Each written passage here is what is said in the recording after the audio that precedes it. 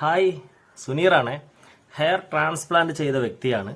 Coimbatore HNS വെച്ച് transplant ചെയ്തിട്ട് ഏകദേശം 9 മാസത്തോളമായി.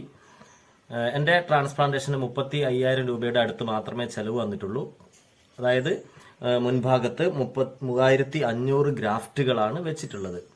അപ്പോൾ അവർ പറയുന്നത് 8 മാസത്തോളം അല്ലെങ്കിൽ 9 മാസമാണ് ഒരാളുടെ റിസൾട്ട് ഉദ്ദേശിക്കുന്നത്. അപ്പോൾ എന്നെ സംബന്ധിച്ചിടത്തോളം ഈ വീഡിയോ എൻ്റെ റിസൾട്ടിനെ കുറിച്ചാണ്. അപ്പോൾ 9 മാസം ആവാറായി, അല്ലെങ്കിൽ 2-3 ദിവസം കഴിഞ്ഞ് കഴിഞ്ഞാൽ 9 മാസം ആവും. അപ്പം മെയ് മാസത്തിലായിരുന്നു ചെയ്തിട്ടുള്ളത്.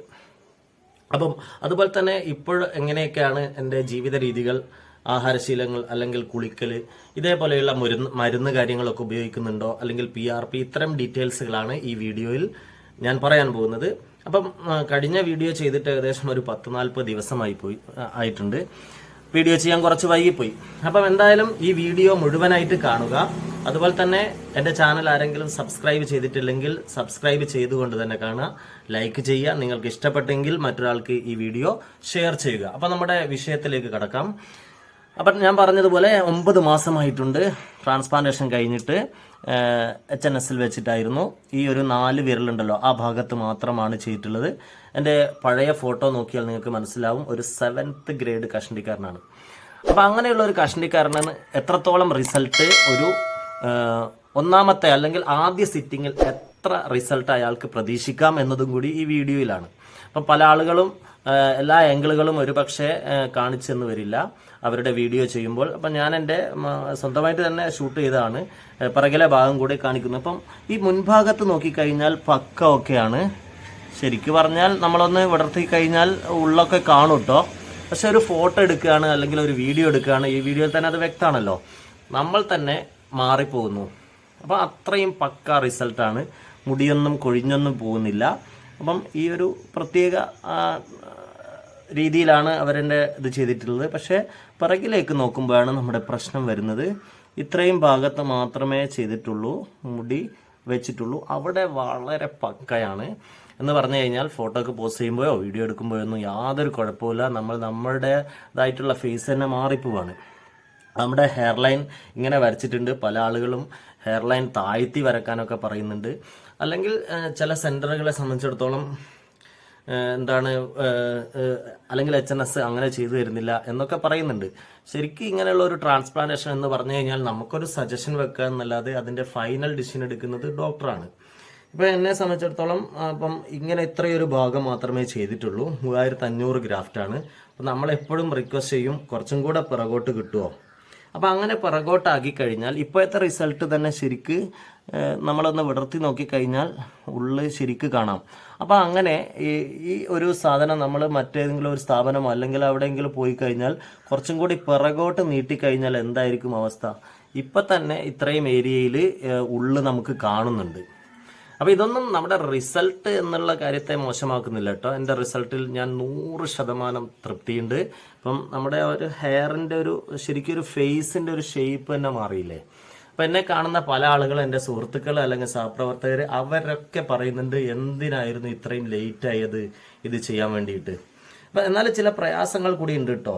ഇപ്പോഴും ചില കാര്യങ്ങൾ ബാക്കിയുണ്ട്. അത് വ്യക്തിക്കനുസരിച്ച് മാറാം. അപ്പം നിങ്ങളുടെ കയ്യിൽ ഏറ്റവും കുറച്ച് പൈസ ഉണ്ടെങ്കിൽ, ഇപ്പം ഞാൻ തന്നെ ഇത് ചെയ്യാൻ കാരണം HNS ഉണ്ടായിട്ടാണ്. കേവലം 10 രൂപയ്ക്കാണ് ഗ്രാഫ്റ്റ്. അപ്പം നമുക്ക് 35,000 രൂപ മാത്രമേ ചിലവാകുന്നുള്ളൂ. അപ്പം നേരെ മറിച്ച് 1 ലക്ഷമോ അല്ലെങ്കിൽ 1.5 ലക്ഷമോ അങ്ങനെയൊക്കെ ട്രാൻസ്പ്ലാന്റ് ചെയ്യുകയാണെങ്കിൽ ഒരാളെ എന്നെ പോലെയുള്ള ഒരാളാണെങ്കിൽ ശരിക്ക് അങ്ങനെ ഒരു ട്രാൻസ്പ്ലാന്റേഷൻ നടത്തില്ല.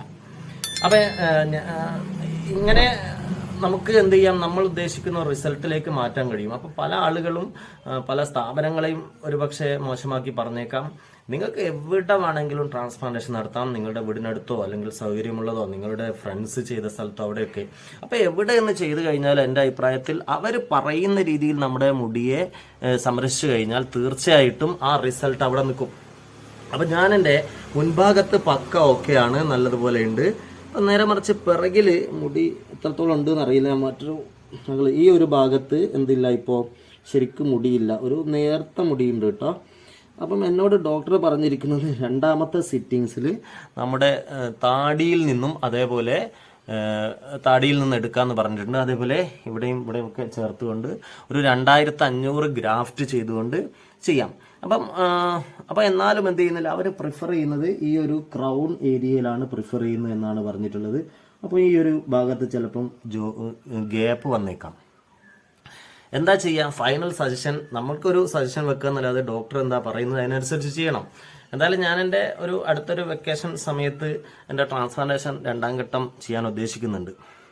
ഇനി ഞാൻ പറയട്ടെ, അപ്പം അങ്ങനെയാണ് എൻ്റെ ഒരു റിസൾട്ട്. അപ്പം ഞാൻ വേറൊരു ആംഗിളിലും കൂടെ ചെയ്ത് വീഡിയോയും കൂടി കാണിക്കാം. എത്രത്തോളം ഈ വീഡിയോയിൽ ക്ലിയർ ഉണ്ടെന്ന് എനിക്കറിയില്ല. അപ്പം ശരിക്കും അങ്ങനെ ആകുമ്പോൾ നമ്മൾ മുൻഭാഗത്ത് മാത്രം വെച്ച് കഴിഞ്ഞാൽ മൊത്തത്തിൽ നമ്മൾ കാണുമ്പോൾ അല്ലെങ്കിൽ ഒരു സൈഡിൽ നമ്മൾ കാണുമ്പോൾ ശരിക്ക് കുറച്ചൊരു ബോറുണ്ടാവും അല്ലേ.